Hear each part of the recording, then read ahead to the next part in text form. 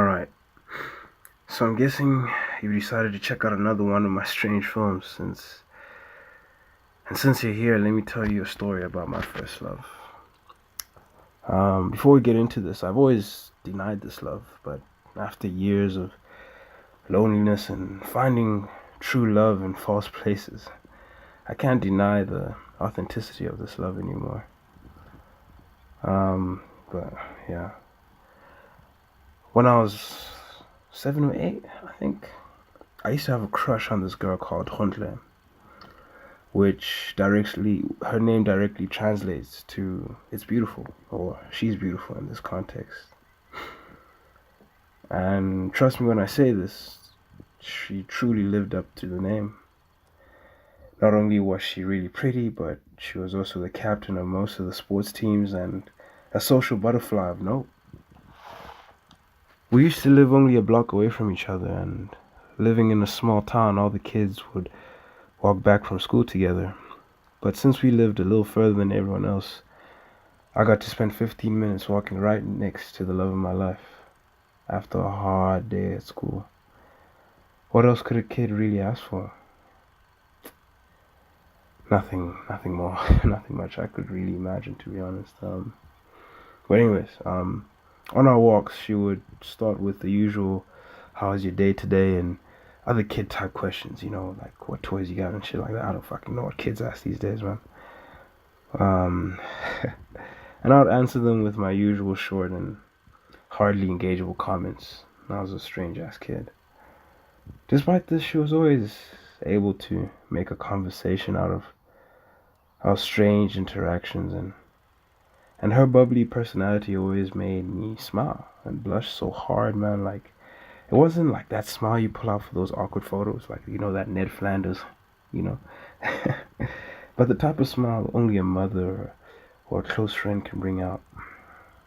It was authentic, and as much as I hated my teeth and still do hate my teeth, I was happy to smile.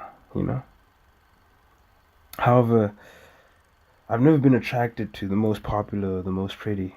I've always been attracted to the person she became, or the person, any girl I've ever engaged with, the person they became in between those awkward silences.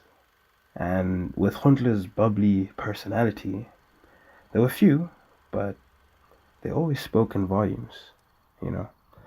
Whenever Huntler couldn't save the conversation and I was way too shy to comment, she always somewhat observed me, and I could always like sort of feel it in my peripheral.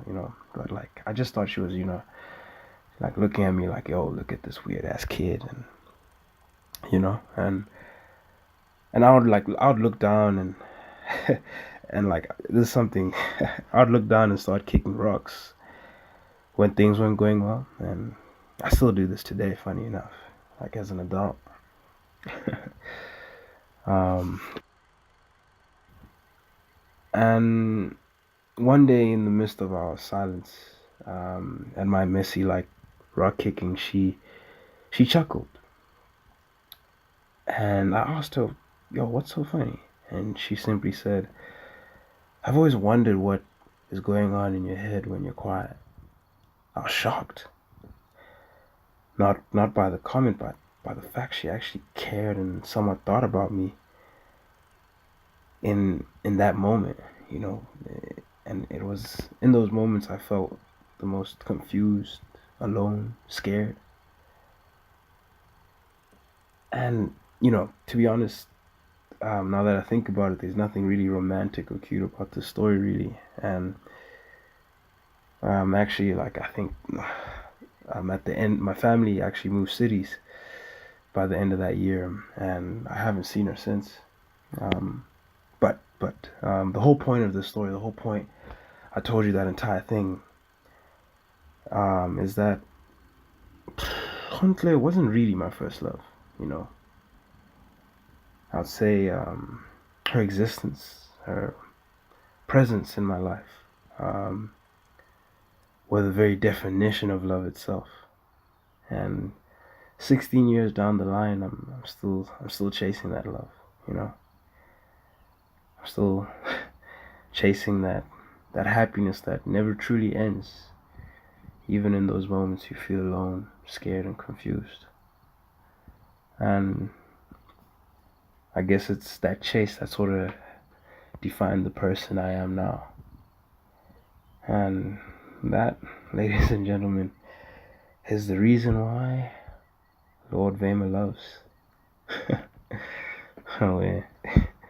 Thanks for listening.